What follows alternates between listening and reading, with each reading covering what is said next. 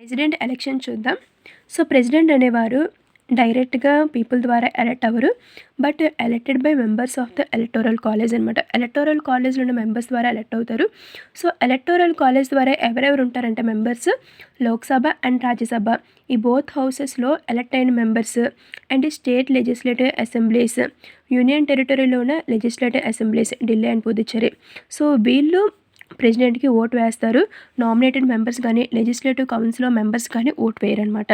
So ఇంతవరకు అయింది కదా ఎవరెవరు ఓటేస్తారో. ఓకే దెన్ ఇది చాలా ఇంపార్టెంట్ పాయింట్. లెజిస్లేటివ్ అసెంబ్లీ అనేవి డిజాల్వ్ అయినా, ఈవెన్ ఫ్రెష్ ఎలక్షన్స్ డిజాల్వ్ అయినా సో ఆ మెంబర్స్ అనేవారు ఓటు వేయడానికి లేదనమాట. ఒకవేళ అది రూలింగ్‌లో ఉంటే మాత్రమే మెంబర్స్ ఓటు వేస్తారు. డిజాల్వ్ అయితే వాళ్ళు ఓటు వేయడానికి లేదు.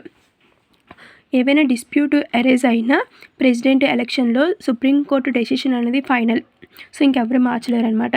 సో ఆ ఎలక్షన్ అనేది సుప్రీంకోర్టు ఇది ఇన్వాలిడ్ అనమాట, రద్దయిపోద్ది అంటే అప్పటికి తను రూలింగ్‌లో ఉన్నారనమాట. అది కొంచెం డెసిషన్ అనేది లేట్‌గా వస్తే ఆ ప్రెసిడెంట్ అసెంట్ చేసిన యాక్ట్స్ కానీ, ఇష్యూ చేసిన ఆర్డినెన్సెస్ కానీ, అపాయింట్మెంట్స్ కానీ ఏవి అనేవి ఇన్వాలిడ్ అవ్వనమాట. అవి కంటిన్యూ అవుతాయి ఫోర్స్‌లో. సో చాలా ఇంపార్టెంట్ పాయింట్స్ ఇవి. అండ్ ఇది ఒకసారి చూసుకోండి, ప్రీవియస్‌గా క్వశ్చన్ కూడా అడిగారు. అండ్ ఇది ఓవరాల్ ప్రెసిడెంట్ ఎలక్షన్ కోసం. వీడియో నచ్చితే లైక్ చేయండి. ఇలాంటి కంటెంట్ కోసం ఛానల్ని సబ్స్క్రైబ్ చేసుకోండి.